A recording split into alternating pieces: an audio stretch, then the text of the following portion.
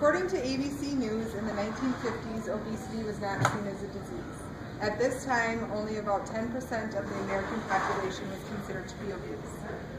By the year 2000, that number had risen to almost 31%, meaning that almost one-third of the adult population was considered to be obese. Also take this into consideration. One-third of the children here in America are considered to be overweight. After researching this topic, it became apparent to me that being obese and overweight is causing an epidemic here in America. This is going to be an ongoing problem unless we as Americans decide to make a change in the right direction. So today I'm going to talk about how taxing junk food will help Americans make that step in the right direction. Also, how taxing junk food will help pay for the epidemic that being overweight and obese is causing. And last, regulating the amount of junk food ads and commercials that our children see on a daily basis and replacing them with healthy ads and commercials. Here I have two slides to show you. This is the adult obesity trend from 1960 to the year 2020. And you can see from 1980 to the year 2020 that there's a drastic increase in the amount of obese adults in America. And here's the child obesity trend from 1976 to the year 2000, and we can also see the drastic increase in obese children in America. It is proposed that by taxing junk food, it will help push Americans into making the right decision when going to the grocery store. This tax may make some people upset, but by making them upset, hopefully it will make them see that they need to make a better choice. There was a similar tax put on cigarettes, which has been proven to help curb adult and teenage smoking. Our society has made it so that a bottle of pop is cheaper than a gallon of milk.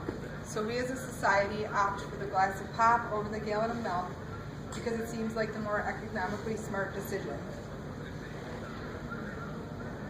This statement was made by Dr. Mitchell Katz of Public Health. Sadly, we are currently subsidizing the wrong things, including corn, which makes the corn syrup in our sweetened beverages so sweet. U.S.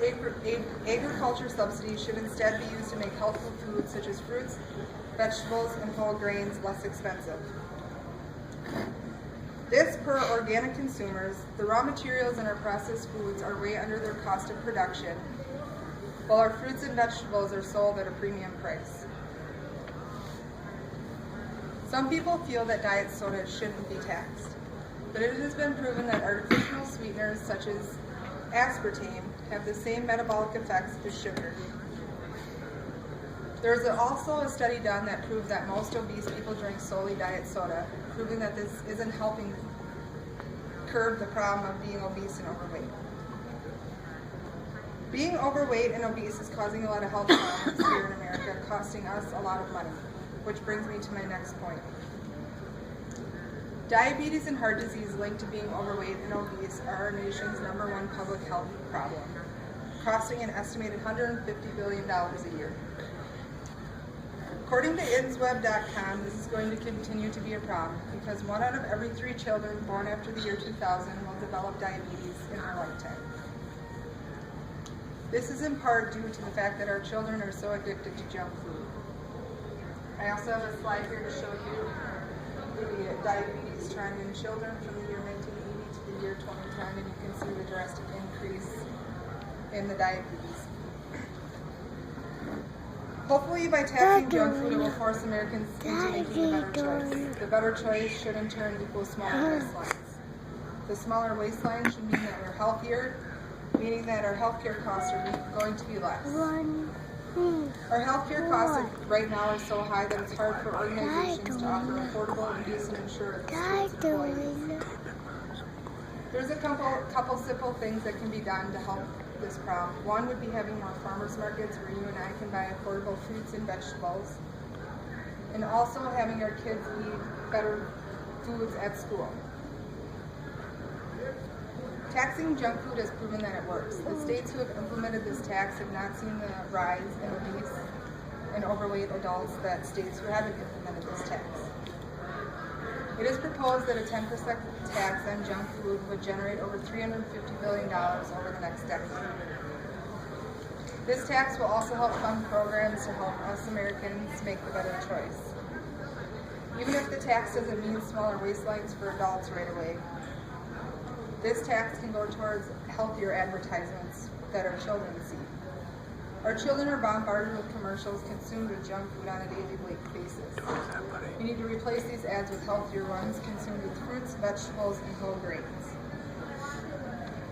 According to Fox News, I feel one of the best ways to cure this problem is to start with our children. According to the Prevention Institute, our children see 10 related commercials and ads a day. 98% of these ads are consumed with junk food. There was also a study done in the British Columbia University that proves that viewing images of junk food greatly increases our children's chances of being obese and overweight as an adult. There's also an epidemic being seen in our young children that are developing type 2 diabetes. This was once known as only an adult's disease. According to Fox News in Quebec, Canada, it has been illegal for 32 years to advertise junk food. They have the lowest number of overweight and obese children in all of Canada. This is also carrying over into adulthood. Adults in Quebec, Canada are 38% less likely to buy junk food than all the other adults in Canada.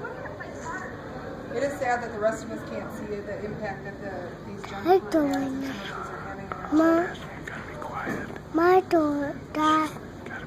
Disney has made a step in the right direction for our children. Disney no longer allows junk food ads on their TV stations, radio stations, or web resources.